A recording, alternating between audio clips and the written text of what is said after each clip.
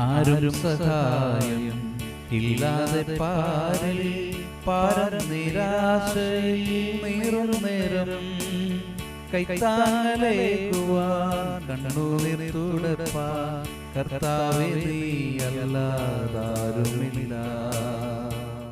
ഇയ്യോബിന്റെ പുസ്തകം 29-24. അവർ നിരാശപ്പെട്ടിരിക്കുമ്പോൾ ഞാൻ അവരെ നോക്കി പുഞ്ചിരിയിടും.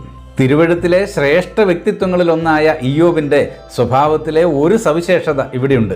സൈന്യസഹിതനായ രാജാവിനെ പോലെ ജനത്തിന്റെ നടുവിലിരിക്കുന്ന അദ്ദേഹത്തിന്റെ ദുഃഖിതരോടും നിരാശിതരോടുമുള്ള മനോഭാവം ശ്രേഷ്ഠമാണ്. പൊതുലോകം അങ്ങനെയുള്ളവരെ കാണാത്ത ഭാവം പ്രകടമാക്കുമ്പോൾ ഇയ്യോബ് അവരെ നോക്കി പുഞ്ചിരിച്ചുകൊണ്ട് ആശ്വസിപ്പിക്കുകയാണ്. പ്രിയമുള്ളവരെ, പുഞ്ചിരിക്ക് മാസ്മരിക ശക്തിയുണ്ട്.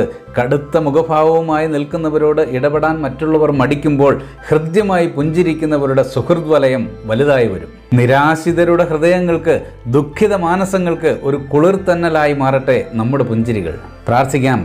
സ്വർഗീയ പിതാവേ, ഇയ്യോബിന്റെ സ്വഭാവ ശ്രേഷ്ഠത ഞങ്ങൾ മനസ്സിലാക്കുന്നു. അതുപോലെ ദുഃഖിതരെയും നിരാശയുടെ നീർച്ചുഴിയിൽ വീണുപോയവരെയും പ്രത്യാശയുടെ പുതുതീരത്തേക്ക് അടുപ്പിക്കുവാൻ അടിയങ്ങളെ സഹായിക്കണമേ. ക്രിസ്തുയേശുവിൻ്റെ ധന്യനാമത്തിൽ തന്നെ. ആമേൻ.